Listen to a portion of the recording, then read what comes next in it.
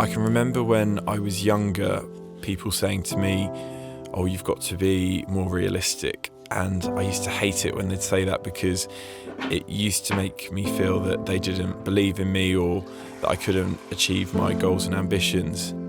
But ultimately, you can't listen to those people because it's your dream and you've got to hold on with both hands and carry it. And if you fall down, you've got to look at it as a learning curve and think, right, okay, what's next?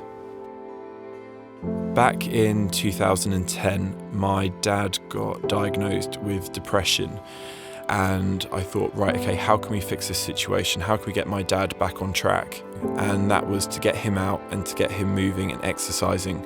Because when people are depressed, they tend to get very sedentary and lack any motivation to do anything. And it felt like we were almost turning a corner, but unfortunately, as events rolled out, I lost my father to suicide.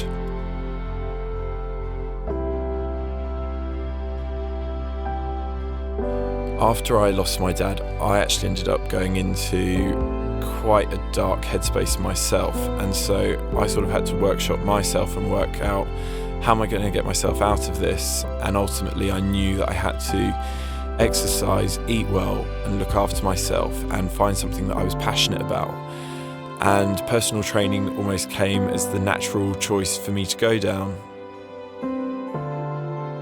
When you become a personal trainer, you almost become a therapist.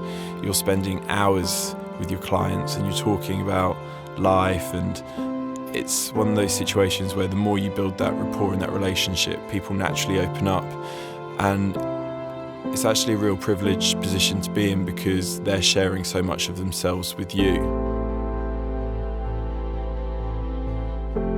I did my training with Premier Training International, and I absolutely loved it. The teachers were amazing. My break into television was due to the fact that I was training this guy who had just made it into this big TV show, and he hired me through recommendation to get him fit now that he was in the public eye. He had landed this huge modelling contract, and this then ended up on the Mail Online, where they then contacted me to get Scott Ashley's top 5 tips for training and getting in shape. That went online at 11 a.m. and at 7 p.m. I had an email from ITV asking if I'd come in for an interview.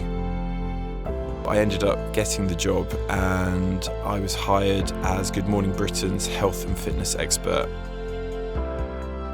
I think a really great thing about being a trainer is that you are that positive influence on their lives. Everyone's got their own story going on, and if you're passionate about health and about fitness and about well-being, being a personal trainer is a fantastic job. But if you're passionate about people, all of those attributes combined, I think really make being a personal trainer possibly the best job in the world.